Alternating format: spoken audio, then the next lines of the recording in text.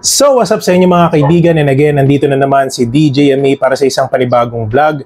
At alam ko guys, sa this past few months, nagawa ko na tong vlog na ito regarding dun sa invitation. But sa panahon ngayon guys, may mga viewers pa rin ako na nalilito sila.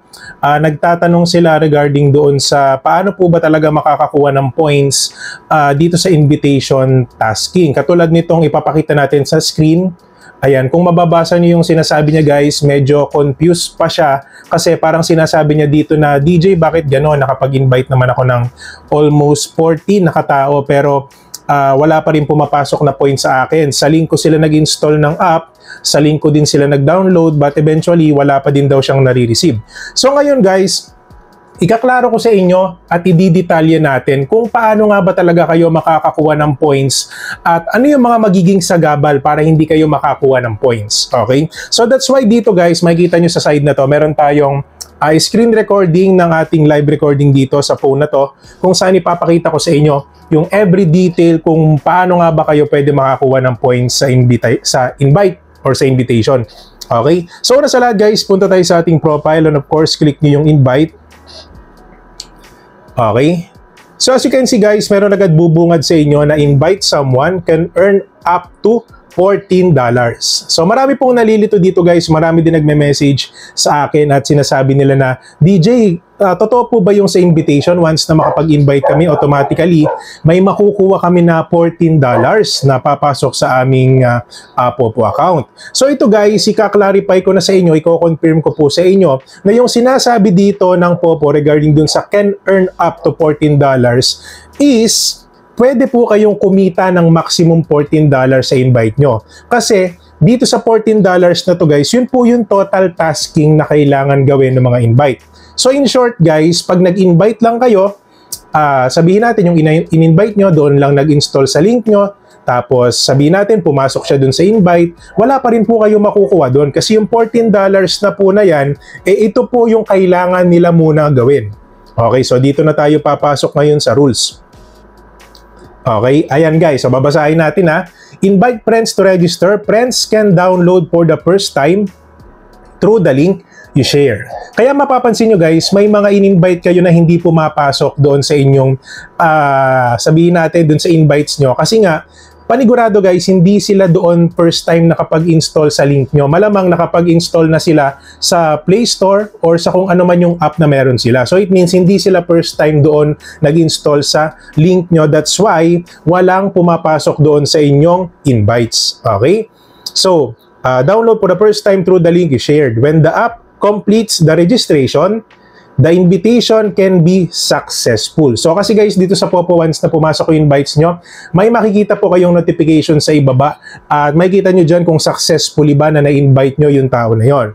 Okay? So ito na guys, dito na papasok yung sa $14, no? Nakita mo si Crush, naka-livestream sa Popo Live app, pero pagpasok mo hindi ka napansin. Anong dapat mong gawin? A. Mag-send ng gift. B. Bumili ng new avatar. Or C. Bumili ng special arrival effects sa Popo Market. Hindi yan imposible at dahil yan magagawa mo dahil nandito na ang CocoDP. Murang-mura mga coins dito, hindi lang sa Popo Live app. Meron din mga iba't ibang games dito na sobrang mura lang ng recharge points like Mobile Legends, Genshin Impact, Clash of Clans at marami pang iba. Super dali lang din bumili dito. Step 1, ilagay ang user ID. Step 2, pumili ng package. Step 3, pumili ng payment method na gagamitin. Step 4, ilagay ang email address at ang pinakauling step, buy now. Kaya ikaw, ano pang hinihintay mo? Just search CocoDP sa inyong mga browser or click the link on the video description. Sobrang safe, sobrang reliable at sobrang mura na diamonds, gaming points, and coins dito. Kaya let's go na and mamili na dito sa CocoDP.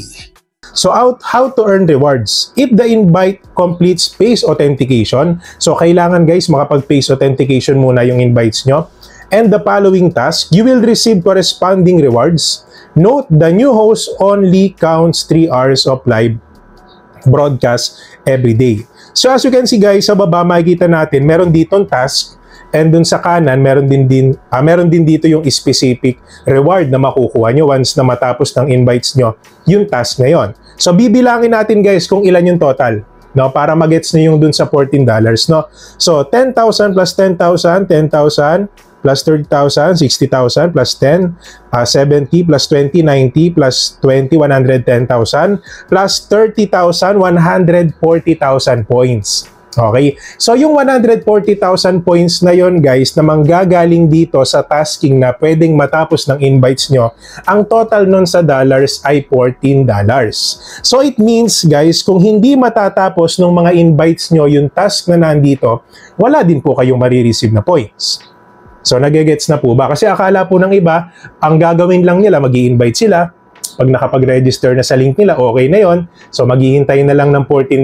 Hindi po ganon. So, kailangan matapos ng invites nyo yung mga task na nakalista dito. At sabi po dito guys, the new host only counts 3 hours of live broadcast every day. So, for example guys, yung invite nyo, nakapag-live na siya or solo live na ng 3 hours. So, makukuha niya yung first reward. Okay, which is yung 3 hours within 7 days. O sabihin natin, pangalawang araw, nag-live na naman siya. So, total na ng 5 hours. So, makukuha niyo yung pangalawang 10,000 points. So, ibig sabihin guys, sa isang araw, hindi niya pwedeng dire-diretso yung live. So, 3 hours lang po yung makakount doon. So, it means, for example, nag-live yung invite nyo ngayon. So, naka 3 hours na siya, makukuha niyo yung first reward. Pero, nagtuloy-tuloy siya ng live, naka 4 hours, naka 5 hours, hindi po yun na-counted. Dapat po sa susunod na araw ulit siya mag-live. Okay? So, ganun po yun, guys. And dun sa third reward, 8 hours within 7 days. Sa pang-apat, 12 hours within 7 days. Medyo malaki-laki yung reward, guys. 30,000 points, no? So, dun sa pang-lima, guys, dito na papasok kung kikita ba yung mga invites nyo. Kasi meron din pong reward regarding dyan. So, invite host income reach $20 within 30 days. Okay, so may makukuha kayo na 10,000 points once na yung in-invite nyo ay kumita ng ganito. And then, ganun din sa iba, no? Invite host income reach $50 within 30 days. May makukuha kang 20k points. Invite host earnings reach $100 within 30 days. 20,000 points na makukuha mo.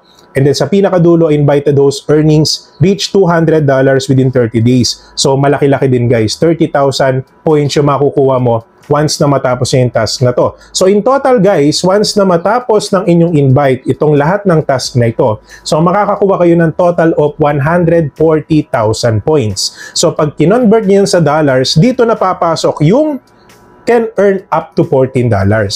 Okay? So, sana po guys, naging klaro na sa inyo. Ito lang yung gusto kong linawin sa inyo kasi guys, marami pa ring nalilito. Honestly, gumawa na ako ng video 2 times dito sa invitation sa Populi Bop, but still yung iba hindi pa rin maintindihan. So, ewan ko na lang guys kung hindi nyo pa rin maintindihan ngayon kasi talagang dinitalye ko na sa inyo. Okay? Yung regarding sa invitation tasking, makakakuha ka ba ng points pagka nag-invite lang, which is hindi nga, kailangan nga gawin ng invites mo to para makakuha ka ng specific points na nakalista dito.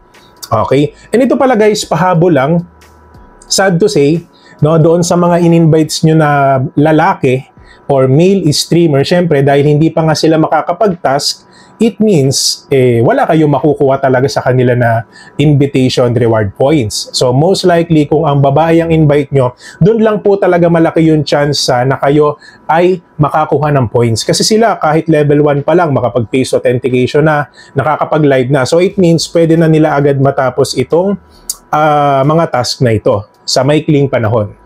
Okay? So, ayun lang naman guys. And of course, makikita nyo dito kung ilan na yung mga rewards na nakiklaim nyo. So, ako guys, almost 8 million na yung points na nakiklaim ko dito sa invitation. Parang umaabot to ng almost 40,000 to 50,000 pesos. Diba? Sana all.